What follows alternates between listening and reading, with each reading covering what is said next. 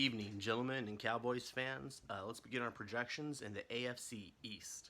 We're starting off with saying the Patriots are going to take that division this year. We got the obvious names: Brady, Edelman, Gilmore. The downside of this team, though, is that front seven is ancient, like AARP, like collecting Social Security benefits, ancient. So it's not even. I'm not even sure how they're going to start the rebuild. What do they really have to sell? I mean, I guess Brady could sell his meal plan to them or time with his wife. I don't know, but he's gonna have to figure out something for Big Arm Time to start rebuilding that squad to make them matter beyond these first couple seasons. Finishing second, we got the Jets and Jacks.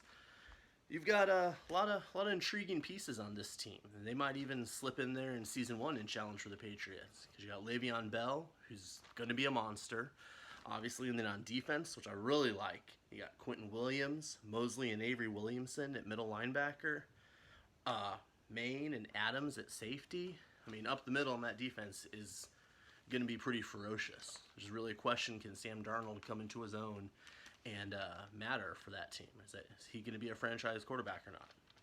Coming in last, and I do mean last, like possibly behind the Bills, is going to be the Dolphins, because frankly, I'm looking for good players on that team here, and Christian Wilkins might be decent. Baker and McMillan are good linebackers, but outside of Xavier Howard, that team is bereft pretty much of talent. So hopefully they have a lot of draft picks because they are going to need them. Moving on to the AFC North.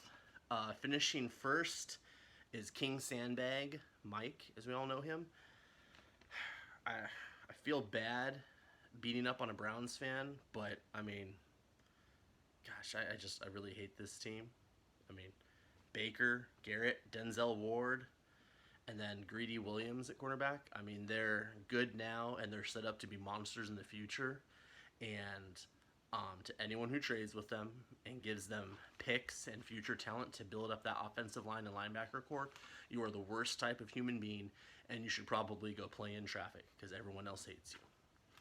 Finishing second in that division, we're going with T. Wilfinger and the Steelers. Somehow, Shazier is still on this team. I don't know how. I move right now that he should be banned from playing in this league because the man is barely walking without assistance, and he shouldn't still be on the roster. Beyond that, they have Big Ben, they've got Juju, TJ Watt, some good offensive line pieces. So this is a solid team that's going to contend for a wild card, though, overall. Coming in third is the Bengals and the soulless Ginger, Andy Dalton, leading the way. They still have A.J. Green and Eifert and Usman at tight end. So some decent pieces. And plus it helps that even if your quarterback is killed, because with lacking the soul, he still operates back there. Defense for them, though, it's kind of weak for the most part. The linebackers are garbage. Geno Atkins is a stud. But, I mean, William Jackson and Bates are serviceable at DB, but other than that, really not that great. Moving on to the South, where I'm no longer with my beloved Jags because I'm really tired of having to get a new quarterback each year. And then I was going to be here with the Colts, and, well, Andrew Luck hates me, that's clear. So anyway, finishing first, we're going to go with the Texans and Luis. We think that Deshaun Watson and DeAndre Hopkins are going to be a fantastic duo. They still got TJ Watt. They got some other good pieces here, too. Well, they did, till they gave away Clowney for next to nothing. But I'm sure Bartavius Mingo will fill that void nicely. So, but I still pick them to manage with that, to score enough points to pull out the division this year. Coming in second, close behind, we're going with the Jags and Sean. I think this is going to be a case of that Jalen Ramsey, Miles Jack. I think Fournette's due for a rebound year. D.D. Westbrook. This team will make just enough plays to come in second in the division this year, even though Nick Foles is basically he's Blake Bortles 2.0 in this game. So Sean, you have my sympathy, and I'm sorry. Coming in third is going to be I don't even know who else is in the division now because we've changed so many times. Oh, Colts and Jeremy. That's right. Everyone, he loves talking tennis. Be sure to hit him up about it. Loves it.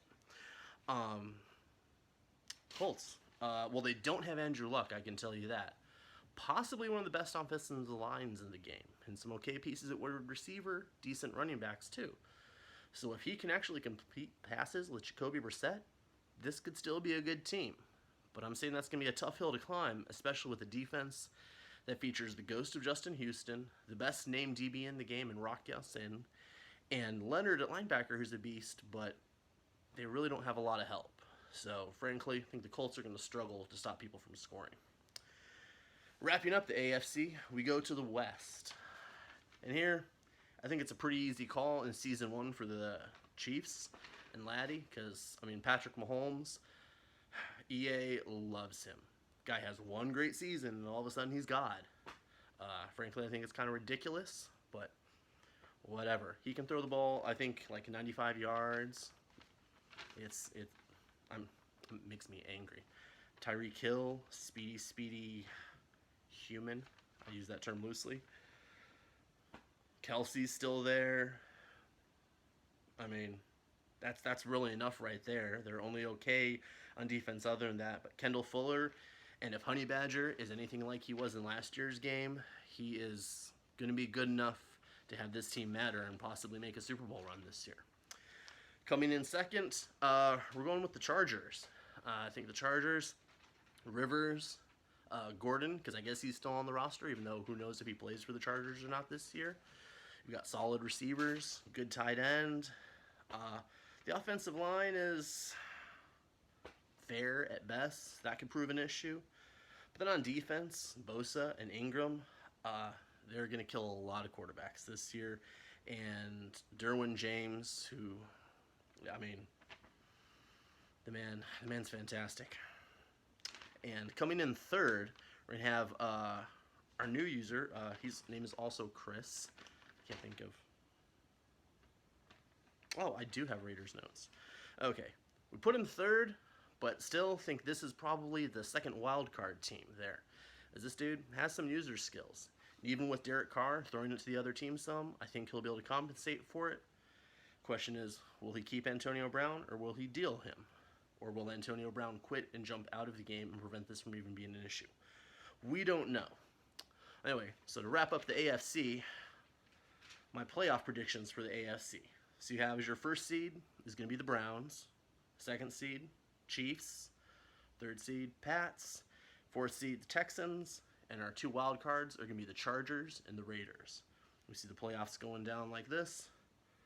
The Raiders over the Pats in the first wild card game.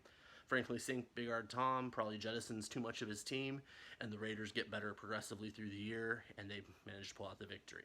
In the second wild card game, I see the Chargers topping the Texans. I think it's a close battle, but I think the Chargers just overall, between having Bosa and Ingram, it's going to be enough to counter Watson and Hopkins.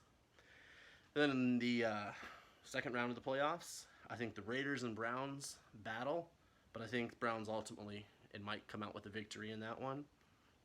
Chargers and Chiefs in the other game, too much Patrick Mahomes, and the Chiefs move on. Then to our conference championship game, it's unfortunately going to be Mike and his evil Browns pulling that one out again. So that's the AFC. I'll have the NFC up a little bit later.